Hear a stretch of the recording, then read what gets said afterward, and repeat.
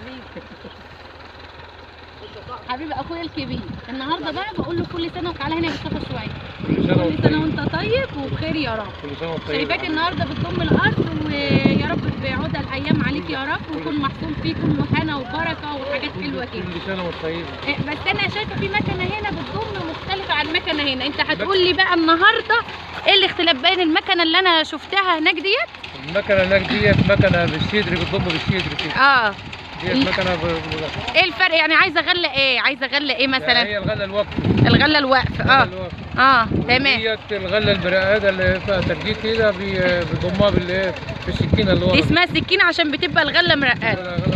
هو المكن ده بيتعمل ازاي؟ هو انت اللي جايب الانفار ولا الانفار هي اللي جايه؟ الانفار جايه مع المكنه. الانفار جايه مع المكنه؟ الانفار جايه مع المكنه. بيبقى حسابهم ازاي بقى يا حاج عزوز؟ حسابهم مع صاحب الطابور، وانا بحاسب صاحب الطابور على الايجارات كده. الايراد بكام بقى؟ الايجارات ب 50 جنيه بافراده بكل الانفار اللي معاه.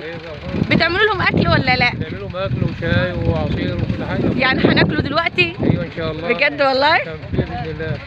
طيب المكنه الثانيه بقى الايراد بتاعها بيتحاسب ازاي؟ حوالي 40 جنيه. ب 40 جنيه اقل من دي؟ اقل من دي 10 جنيه. علشان الثانيه معهاش انفار لكن دي معاها انفار. صح كده؟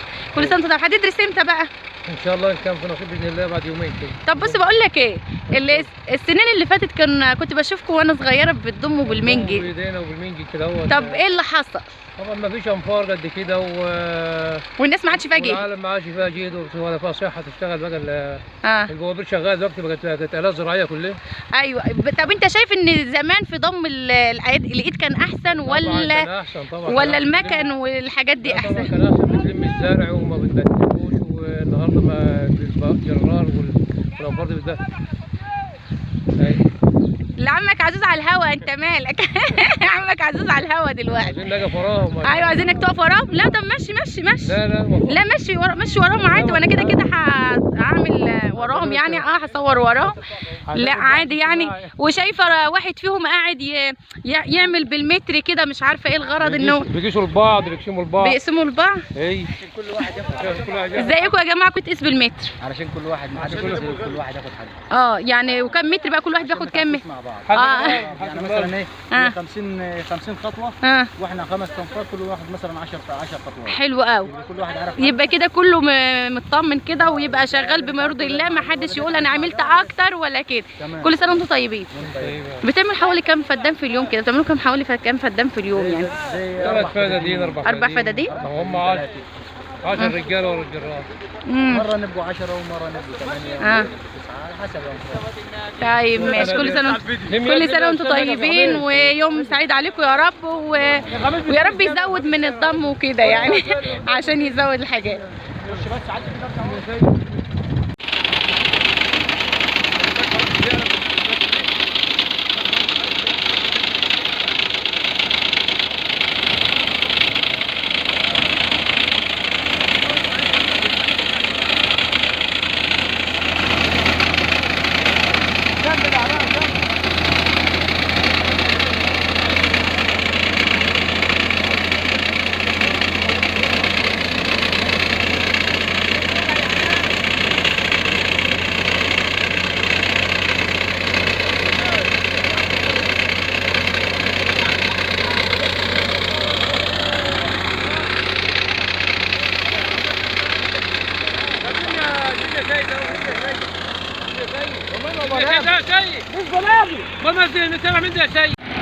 اهلا بكم بقى. النهارده احنا بنضم الغله في ارضنا.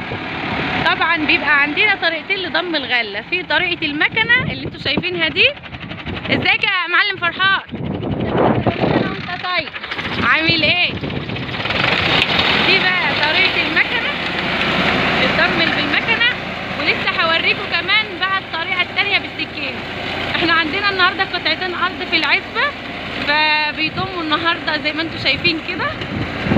وطبعا كان في عادات وتقاليد زمان يجيبوا اكل ومش كده، بس عشان هم بادئين متاخر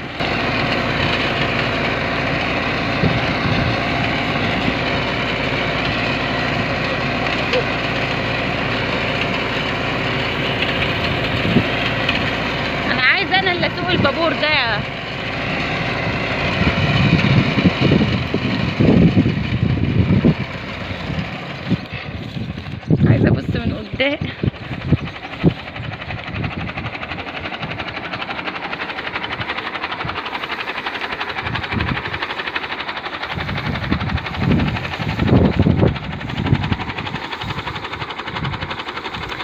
مش في حاجه تانية بيدرسوا بها غير دي؟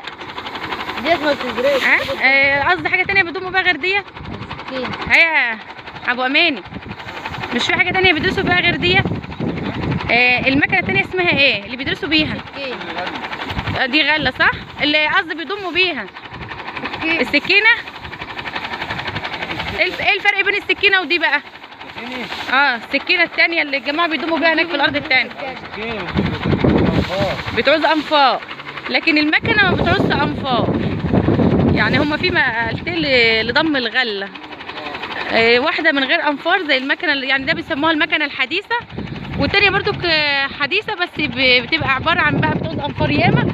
وهوريكم دلوقتي برضو المكنه التانية وهي بتضم. يعني هو بالصدفه احنا عندنا الاثنين النهارده.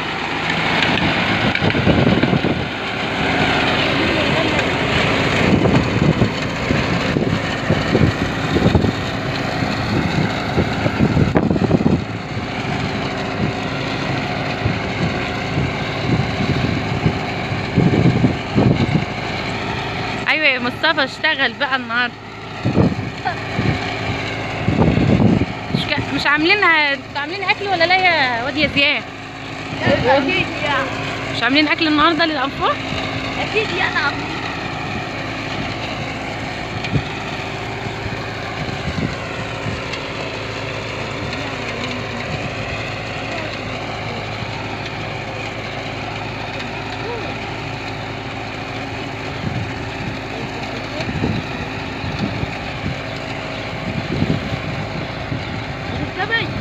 هركب الجراء؟ لا مش ضروري. لا هصور المكنه التانية، اروح عند جدو عزوز واصور بقى احمد الاول وما بيحش. احمد ما بيحش. لا انا اصور المكنه التانية بقى النهارده. صوري بقى. لا مش مسحه ما تكمل ولا لسه.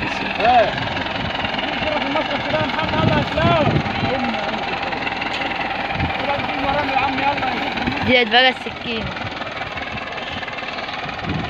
هات يا عم منصور. اصبر يا عم. انا هعمله. هو مش ماشي وراه لكن مش معدي جدا.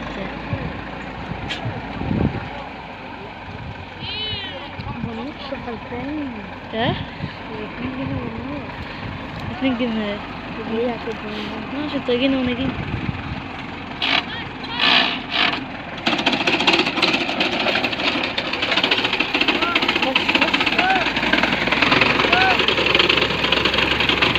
انا بس تاخد من دبيه. صور اسطى. ايه صور انا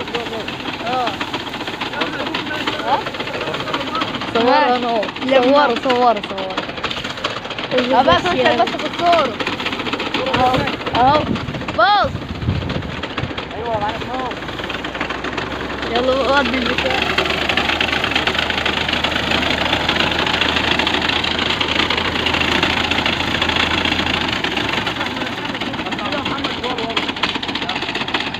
جات مثل الحديث.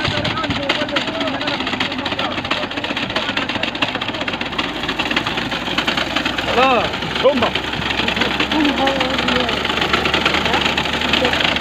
اقف وراك هو شوي.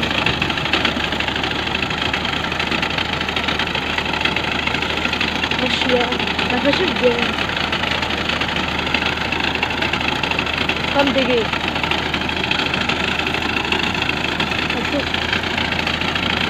بص على الجيم.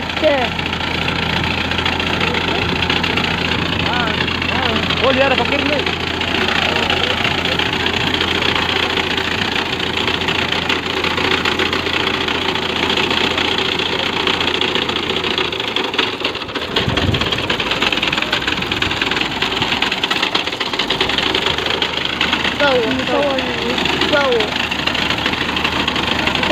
صور الجدة. صور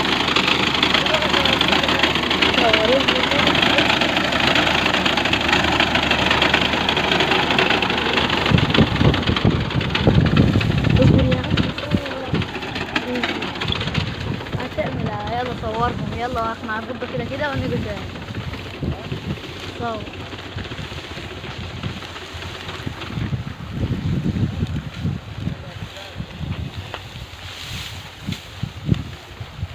بنعملها صح. بنصور. النهارده بقى يا جماعه والله العظيم تاني يوم العيد. تاني يوم العيد ده لازم كلنا نتجمعوا عند اهلنا. وفجأة بقى لقيت بقى شغل الارض، الضم والحاجات دي. انا اول ما باجي عند امي يعني لازما الارض، يعني لازما الطبيعه. ربنا يرحم ابويا يا رب ان سايب لنا ارض الحمد لله وسايب لنا خير ياما. وكمان احنا عندنا شجر كتير، عندنا الموز اهو ما شاء الله، وعندنا كمان جوافه، عندنا جوافه ماشي، وعندنا شجر كتير هنا زارعين يعتبروا زارعين كل الفاكهه على الارض بتاعتنا يعني الحمد لله، ده فضل من عند ربنا. عندنا شجر اللي ايه يا ولاد ده؟ خوخ يا ولاد ده؟ وايه كمان ده يا نور؟ مش ما تجيب على المشمش كده يا مصطفى، انت جايبني ليه؟ عندنا الحمد لله ربنا يكتر من خيرنا يا رب. وكمان رمان اهوت ما شاء الله. يعني الحمد لله فضل من عند ربنا ان احنا الطبيعه هنا والاشجار والجمال هو اللي غالب زي ما قلت لكم على الريف المصري. النهارده يوم بقى الاهل الريف بيستنوه، يوم الحصاد اللي هو يوم اللي هو بيسموه ضم الغله. ضم الغله بقى هنا انا لقيت فيه كذا مكنه بتضم النهارده، يعني هناك اهيت في بابور بيضم بمكنه مختلفه، مش عارفه انتوا شايفينه ولا لا بس انا مصوراه في الفيديو. وكمان هنا فسالت على الفرق ما بينهم، قالوا من اللي هي المكنه الحديثه دي لازم يكون فيها الغله تكون واقفه، لان الغله اللي راقده ما ينفعش لها المكنه ديت، لكن السكينه القطاعه ديت بتنفع مع الغله اللي هي مرقده ما شاء الله. انا حابه النهارده اصور لكم بقى اليوم اللي هم بيضموا فيه، ولسه كمان هيبقى فيه اللهم صل على سيدنا محمد، هيبقى فيه يوم اللي هو اسمه ايه يا ولاد؟ لا اللي بتدرسوا فيه صح؟ يدرسوا فيه وكده، واحنا مع بعض اهو.